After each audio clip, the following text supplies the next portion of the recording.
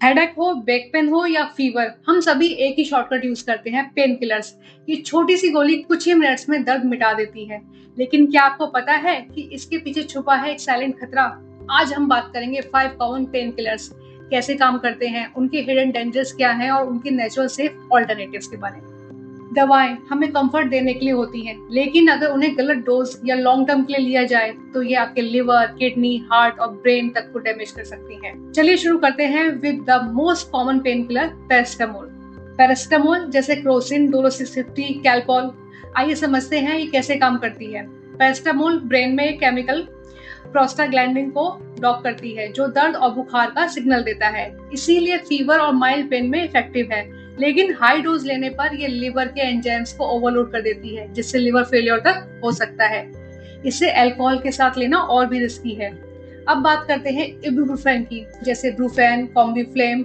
ये एक NSAID है जो कॉक्स एंजाइम्स को ब्लॉक करती है, जिससे बॉडी में पेन और स्वेलिंग कॉज करने वाले प्रोस्टाग्लैंडिन्स कम हो जाते हैं।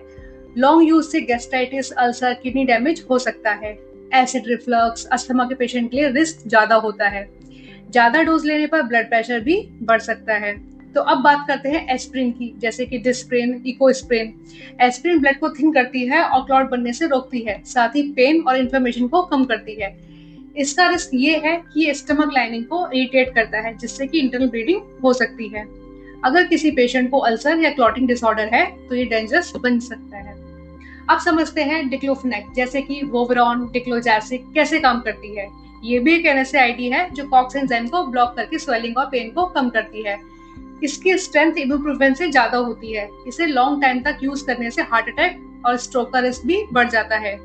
किडनी डैमेज और लिवर टॉक्सिसिटी भी हो सकती है। इसे कुछ कंट्रीज ने बैन कर दिया है ड्यू टू कार्डियक रिस्क।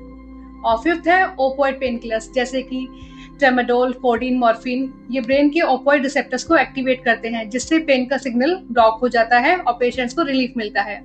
इनका सबसे बड़ा रिस्क है एडिक्शन। इसके लंबे यूज से टॉलरेंस डेवलप हो जाता है, मतलब सेम इफेक्ट के लिए और ज्यादा डोज चाहिए। ओवरडोज से सांस रुकना, ड्राउजीनेस या जान जाने का खतरा हो जाता है। तो आइए अब कुछ सेफर नेचुरल अल्टरनेटिव्स देखते हैं जो आप ट्राई कर सकते हैं। जैसे कि आपको हल्के बुखार के लिए तुलसी की चाय, गिलोय का काढ़ा ट्राई कर सकते हैं। माइल्ड हेडेक के लिए नीम ऑयल की मसाज, पानी ज्यादा पिए। और बॉडी पेन के लिए Epsom salt warm water bath करना बेस्ट होता है। जॉइंट पेन के लिए अजवाइन और गार्लिक ऑयल की मसाज आप ट्राई कर सकते हैं। मसल पेन के लिए वार्म कंप्रेस, हल्दी वाला दूध ले सकते हैं। पीरियड क्रैम्प्स के लिए जीरा पानी या हींग विद वार्म वाटर ट्राई करें। अच्छी हार्ट हेल्थ के लिए garlic, flax seeds, omega 3 foods लें, जो कि नेचुरल ब्लड थिनर का काम करते हैं।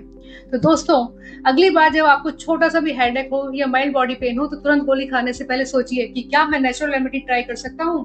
पेन किलर्स यूजफुल है, लेकिन डॉक्टर की सलाह के बिना डेली यूज आपके ऑर्गन्स के लिए खतरनाक हो सकता है। हेल्थ को कॉम्प्रोमाइज मत कीजिए, अपनी बॉडी की असली जरूरत समझिए। अगर आपको ये वीडियो इन्फॉर्मेटिव लगी हो तो शेयर करें, सब्सक्राइब जरूर करें, क्योंकि दोस्तों हेल्थ है तो लाइफ है।